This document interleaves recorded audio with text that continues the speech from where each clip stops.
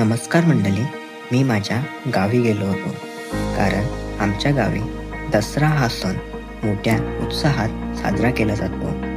आणि खरं सांगायचं तर गावी गेल्यावर मन अगदी शांत आणि आनंदी होतं. आमच्या गावात दसरा कसा साजरा केला गेला आणि काय धमाल मस्ती केली हे सर्व बघायला मिळणार आहे या आपल्या व्हिडिओमध्ये.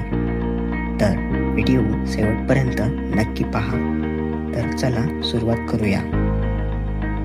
तर हे बघा आमच्या गावची दुर्गा माता.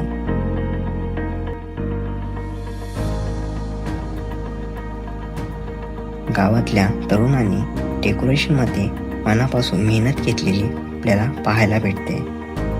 तर मंडळी, आमच्या इथे दसऱ्याच्या दिवशी दुर्गा देवीचं विसर्जन होतं.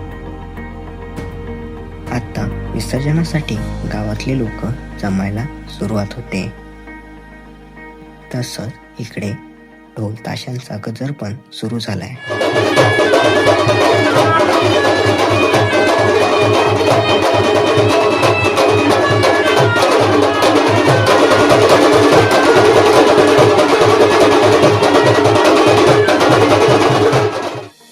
आणि सगळीकडे फक्त आनंद आणि उत्साहाचं वातावरण आहे.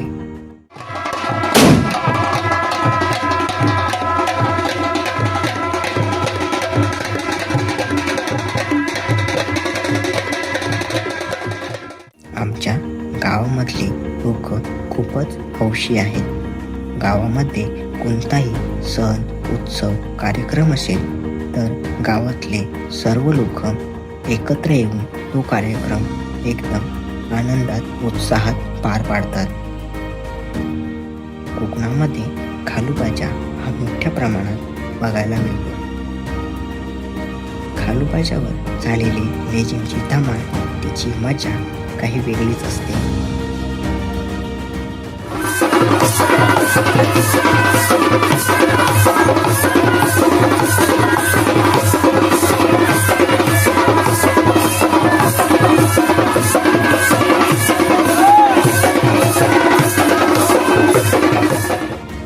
पैशांचा वर्षाव आणि ते उचलण्याची भन्नाट कला, हे सगळं फक्त इथेच अनुभवायला मिळतं.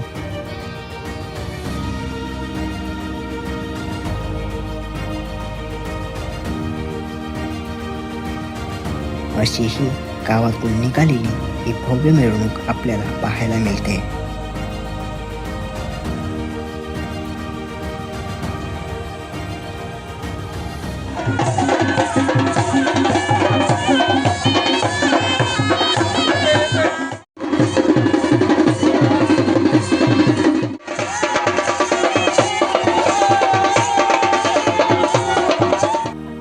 विसर्जनाच्या वाटेवरून निसर्गाचं सौंदर्य मन मोहून टाकतंय.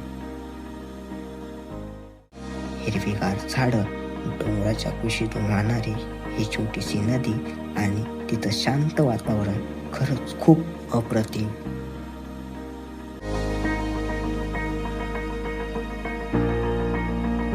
संपूर्ण दिवस चाललेल्या उत्साहाचा सर्वात महत्त्वाचा क्षण, दुर्गा मातेची अंतिम आरती.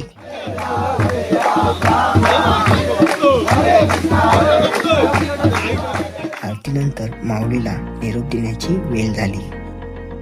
ढोल ताशांच्या गजरात जयघोष करत गावकरी नदीकडे निघाले. भक्तिभावाने गावकरी एकत्र जमले आणि आईला निरोप दिला.